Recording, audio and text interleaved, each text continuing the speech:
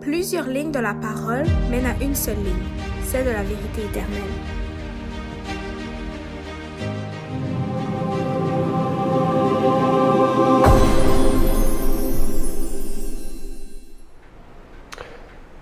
Donc, bonjour à tous et bienvenue dans cette émission Allons à l'école du sabbat. Nous allons aujourd'hui voir dans cette deuxième leçon, qui avait comme titre « Certains attendront le retour de Jésus », des preuves et des faits en fait de qui sont ceux qui vont attendre le retour de Jésus. Qu'est-ce que vont faire ceux qui vont attendre le retour de Jésus? Quelles sont leurs croyances? Quels sont en fait leurs faits et gestes pour en fait attendre le retour de Jésus? Et ça fait directement suite avec la première leçon, où est-ce qu'on a vu en fait que Jésus devait revenir. On a vu les preuves, qu'est-ce qu'il pouvait par la parole de Dieu, son retour. Et maintenant, nous allons voir en fait qu'est-ce qui va faire en sorte que des gens vont attendre le retour de Jésus. Qu'est-ce qui va arriver à ces gens-là et qu'est-ce qui va arriver aussi à ceux qui n'attendront pas le retour de Jésus. Je vous prie donc de prendre votre Bible en main, votre école du sabbat, pour que nous puissions voir aujourd'hui ce qui est écrit dans la parole de Dieu. Je vous souhaite donc bonne étude et bonne écoute.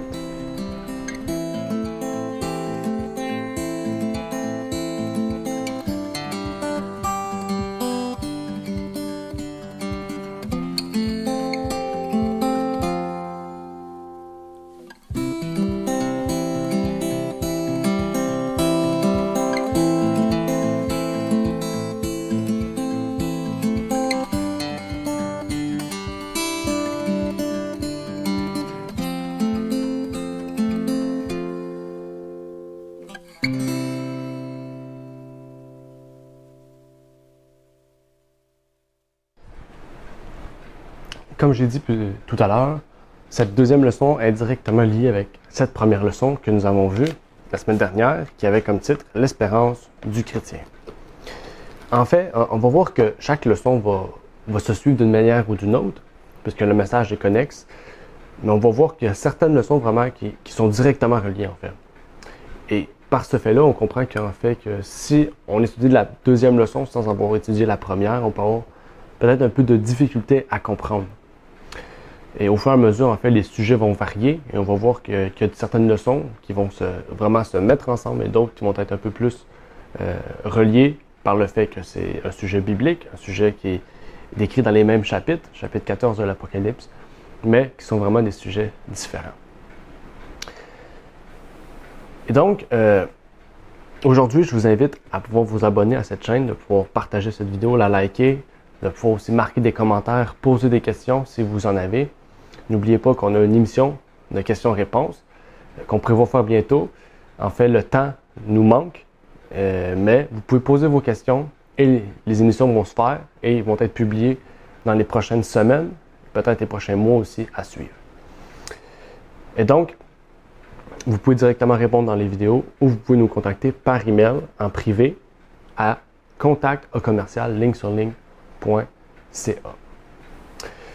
Et donc aujourd'hui, avant d'entamer cette leçon qui avait comme titre « Certains attendront le retour du Seigneur », je vais faire une courte prière avec vous. Notre Père qui est aux cieux, j'aimerais te prier, Seigneur, pour te remercier pour tout ce que tu fais dans notre vie, Seigneur. Puisses-tu bénir tous ceux et celles qui sont présents et qui écouteront cette émission, Seigneur. Puisses-tu permettre de faire en sorte que tout puisse bien aller dans cette émission et que tout ce qui sera dit sera la vérité, qui sera ta parole, ce sera l'esprit de prophétie qui pourront répondre aux diverses questions. Puisses-tu bénir chacun d'entre nous, Seigneur, puisses-tu permettre que cette école de sabbat puisse toucher davantage de gens. Et je te prie donc pour ces choses au nom de ton Fils Jésus-Christ. Amen. En fait, il y a plusieurs points importants qui ont fait surface dans cette leçon, en particulier avec le temps, ceux qui l'attendent en fait, et tout autre sujet important. En fait, c'est des sujets qui sont importants pour la préparation de chacun d'entre nous. Donc, c'est ça qu'on va discuter aujourd'hui. Et en commençant cette leçon, on nous rappelle cette idée de gloire, en fait. On garde cette espérance parfaite. N'oubliez pas, Pierre avait dit « Gardez cette espérance parfaite en la venue de Jésus-Christ ». Et il faut aussi comprendre, en fait, que cette espérance parfaite, c'est oui, le fait d'attendre Jésus-Christ, le fait de voir Jésus-Christ, mais c'est le fait aussi de voir la gloire de Jésus-Christ, celle que le Père lui a donnée. Donc ça, c'est les points qui sont les plus importants, en fait, à comprendre en lien avec cette leçon-ci. Et en fait, en revenant par rapport à cette gloire, on nous dit que cette gloire a été donnée du Père. Mais le Fils et le Père ont cette gloire, en fait. Pourquoi on nous dit que Christ est notre grand Dieu et Sauveur? N'oubliez pas, ici pour mettre en lien, c'est qu'on dit que le Père a donné la gloire à Jésus-Christ. Mais dans cette leçon-ci, dans Tite 2, verset 13 plus précisément, que je vais prendre avec vous, Tite 2, verset 13,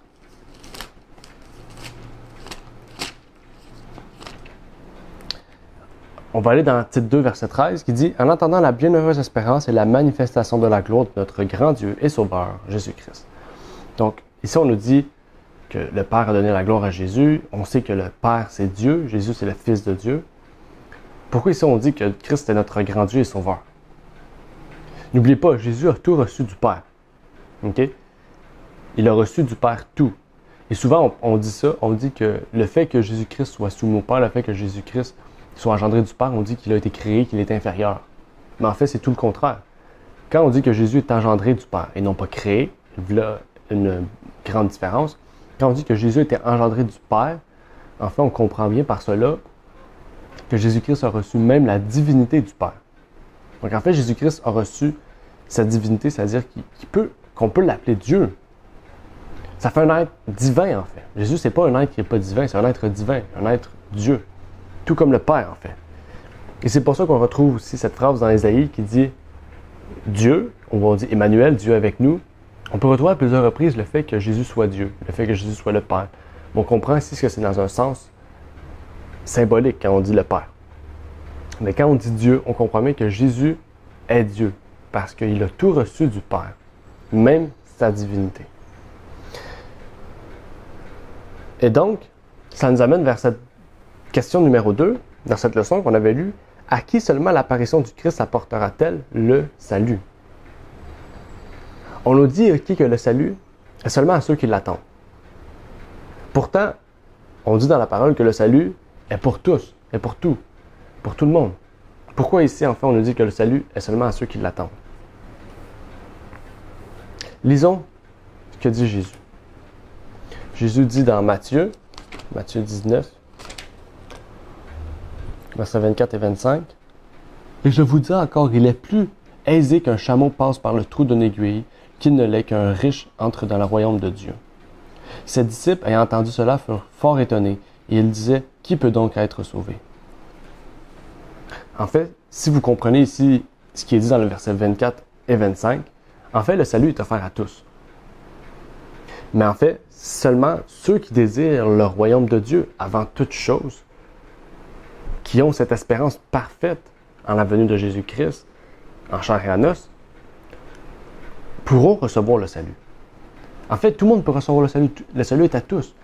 Mais seulement ceux qui auront décidé de suivre Jésus, d'attendre le retour de Jésus, pourront recevoir le salut, en fait. Et donc, ça nous amène vers cette troisième question, qui a un lien avec le salut, comme on a pu le voir.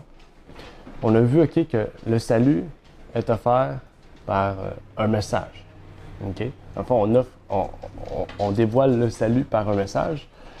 Et ce message, en fait, est dû au péché, soit d'un peuple, d'une nation, ou tout simplement du monde entier, selon l'époque et les temps. En fait, j'aimerais voir des exemples dans la Bible, dans la parole de Dieu, au sujet, justement, du message relié au salut.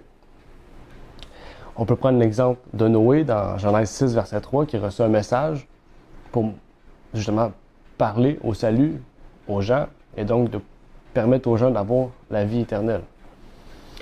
On a vu aussi Sodome et Gomorrhe dans Genèse 18, 17 à 21, où est-ce qu'il est question, encore une fois, d'un message pour donner la vie éternelle, en fait pour permettre d'avoir la vie éternelle, d'avoir le salut à un peuple.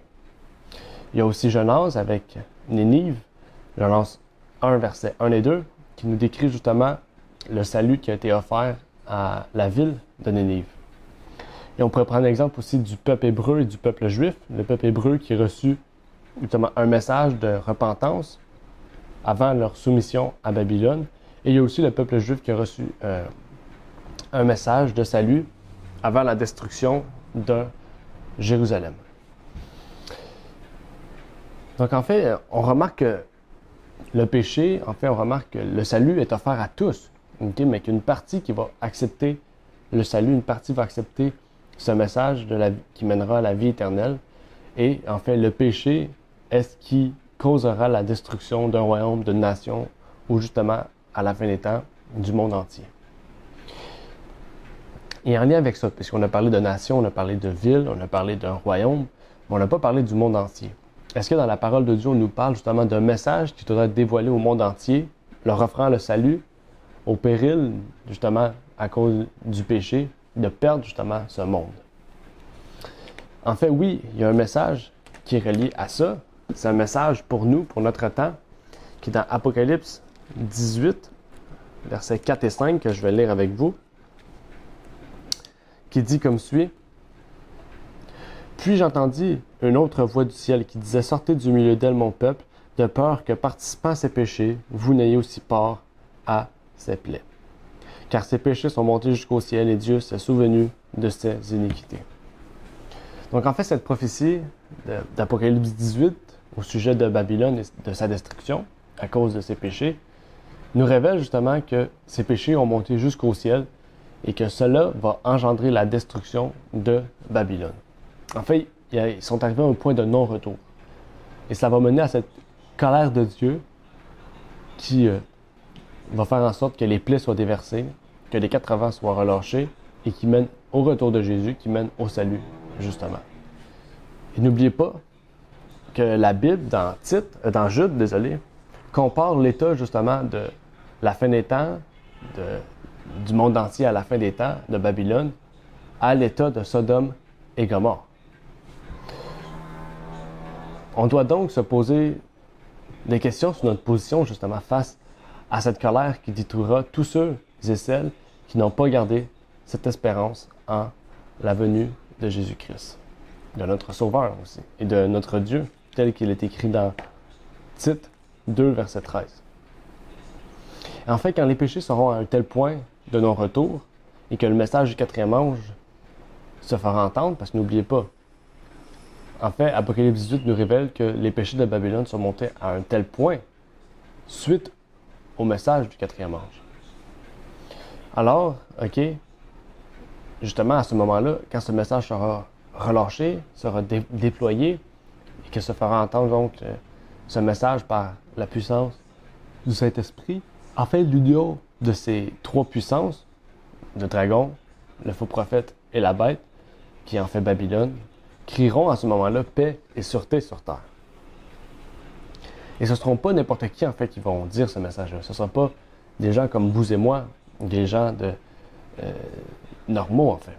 Ce seront des présidents, ce seront des gouverneurs, ce seront même des pasteurs qui vont aller jusqu'à dire cela. Parce que n'oubliez pas, dans cette union de ces 3 puissances-là, on retrouve justement ce faux prophète, qui sont les églises protestantes, justement, le protestantisme apostat, qu'on peut décrire aussi comme étant les États-Unis d'Amérique.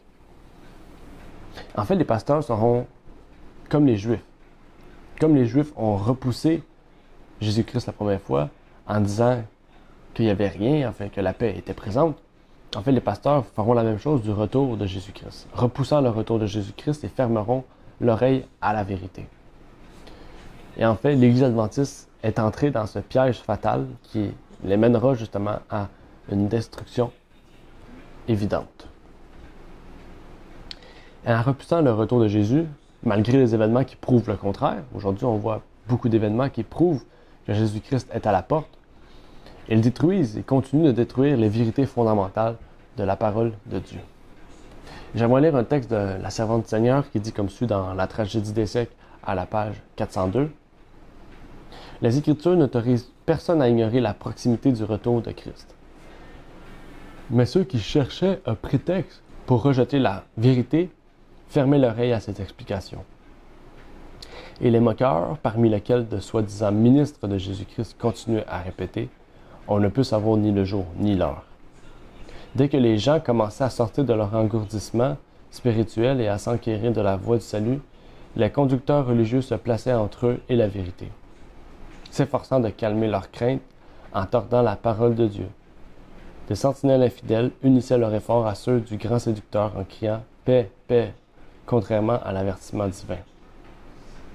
À l'exemple des pharisiens, plusieurs refusaient d'entrer dans le royaume des cieux et en fermant l'accès aux autres, Dieu leur redemandera le sang de ses hommes. On voit en fait ce qui est décrit, ce que je viens de dire en fait, ce que je viens de dire à propos des trois unités de ces puissances qui diront paix et sûreté. On voit ici en fait que le sang leur sera redemandé en fait. Le sang de ces hommes qui ont perdu la vie éternelle à cause justement de ces trois puissances-là. Et justement, quand on dit que Jésus-Christ revient bientôt, plusieurs disent qu'on ne connaît ni le jour ni l'heure, mais en fait, en disant que Jésus revient bientôt, on n'affirme pas une date, on n'affirme pas un temps. Et l'Église adventiste, en ce moment, dit justement que Jésus va revenir, mais dans très longtemps, en repoussant à chaque année, en fait, le retour de Jésus ou ces événements qui démontrent le retour de Jésus. Et c'est pour ça que, en fait, l'Adventiste doit restructurer, reformuler ces prophéties. Parce qu'en fait, si elle continue à croire ce que les pionniers croyaient, en fait, tout Adventiste va voir que Jésus est à la porte. Mais pourtant, en détruisant ces vérités-là, en changeant ces vérités-là ou en portant ou en emmenant la confusion, en fait, et si la vérité n'est plus ancrée dans le cœur des gens, en fait, les gens ne peuvent pas, justement, suivre cette vérité. Ils ne peuvent pas suivre ce qui est écrit dans le livre de vie et donc se préparer pour le retour de Jésus-Christ. N'oubliez pas, la leçon numéro 2 ne dit pas « tout le monde attendra le retour de Jésus ». Ça dit « certains attendront le retour de Jésus-Christ ». Et donc, c'est un message qui s'adresse autant à nous. Est-ce qu'on veut justement attendre le retour de Jésus-Christ, faire partie de ceux qui sont certains, faire partie du reste qui, justement, attendront le retour de Jésus-Christ? Et donc, ma prochaine question pour vous, c'est est-ce qu'aujourd'hui, en date d'aujourd'hui, en date de cette émission, d'après les événements de Luc 21, verset 7, verset 25 et verset 26, que nous avons vu dans la leçon, et d'après Matthieu, verset 24 et chapitre 24, verset 29, le retour de Jésus est vraiment à la porte. Est-ce qu'il est vraiment à la porte? Enfin, on remarque que dans Matthieu 24, verset 29, on trouve des événements, et dans Luc aussi 21, verset 7, verset 25 et verset 26, qui sont des textes similaires, on retrouve des événements qui se sont accomplis. Le soleil qui s'est obscurci, on a pu le voir dans Apocalypse 6, verset 12. Et on a pu retrouver ce fait-là en 1780, qu'on a pu appeler le jour noir, justement, qui a marqué une grande partie des États-Unis d'Amérique, justement par le fait que ces jours ont justement pu être vécus et vus. Et à la suite de ce soleil, en fait, qui s'est obscurci, dans le même verset, Apocalypse 16, verset 12, on parle de cette lune qui est devenue rouge, en fait. Et quand on dit qu'elle est devenue rouge, on parle du fait qu'elle n'a plus donné de lumière, en fait. Et en fait, le soleil qui s'est obscurci et la lune qui ne donnait point de lumière sont mises en parallèle, justement. Sont mises en parallèle dans le même verset et se sont accomplies dans le même moment.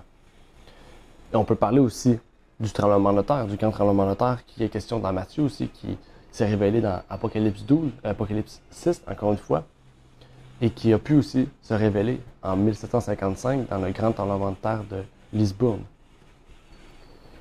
Et aussi, si vous connaissez un peu l'histoire, vous avez vu que dans Apocalypse 6, verset 13, et dans Matthieu 24, verset 29, quand on nous parle de ces étoiles qui sont tombées, en fait, elles se sont accomplies aussi en 1833, justement, à l'époque de William Miller, qui a pu raconter ce fait étonnant dans l'histoire. Et donc, avant le retour de Jésus, il restera un événement qu'on n'a pas vu dans Matthieu 24, verset 29, et cet événement est Apocalypse 6, verset 14, qui est l'accomplissement de l'ébranlement des cieux, qui se fera donc à cette septième plaie, quand Dieu va justement crier et dire à haute voix, et c'en est fait. Et aussi, je sais que dans la leçon, on a parlé aussi du sujet du jour de l'Éternel. Si vous vous rappelez, on avait parlé de ce sujet-là. Et j'aurais aimé beaucoup élaborer avec vous sur ce sujet-là. mais le temps nous est court et donc je ne prendrai pas du temps pour élaborer sur ce sujet-là. Mais si vous prenez en fait la parole de Dieu, vous voyez en fait que le jour de l'Éternel peut définir différentes choses en fait. Okay?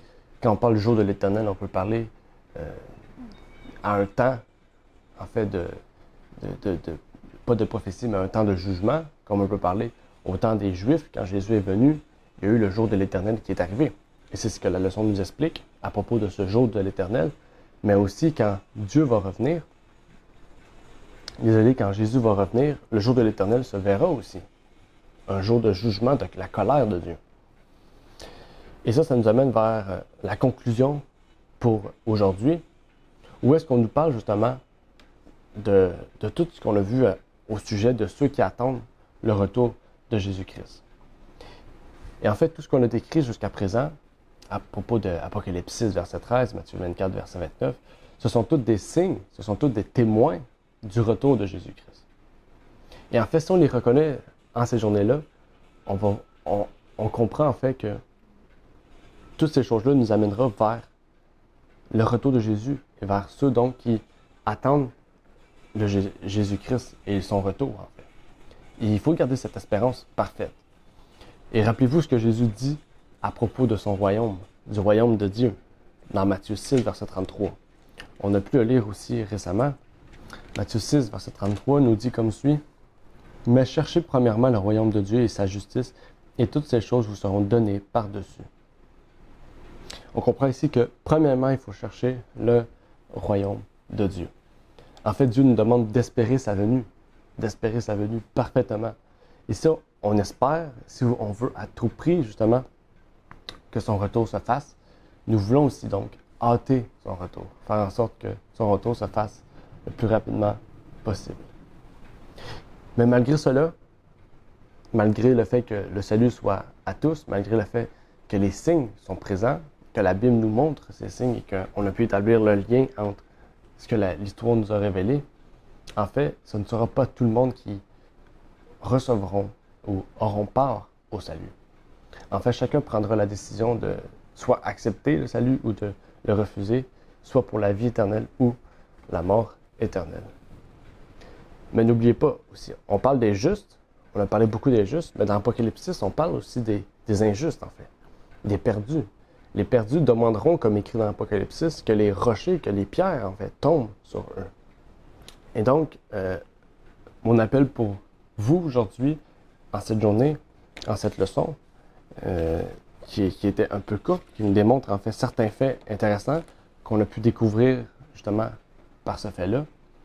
En fait, Christ nous appelle à attendre avec ardeur son retour. Il veut que nous participions justement avec lui au salut des âmes, pour que tous puissent entendre ce merveilleux message du retour en gloire de notre Sauveur Jésus-Christ. N'oubliez pas, en fait, notre but, notre héritage, notre soutien, justement notre but sur terre, c'est justement le fait d'attendre Jésus-Christ, de vouloir recevoir Jésus-Christ dans notre vie, mais aussi de vouloir faire en sorte de faire partie de ceux qui attendent son retour, qui hâtent son retour, qui ont une espérance parfaite et qui veulent propager le message de son retour pour que justement Jésus-Christ puisse revenir en gloire et que le message et le travail a pu être fait.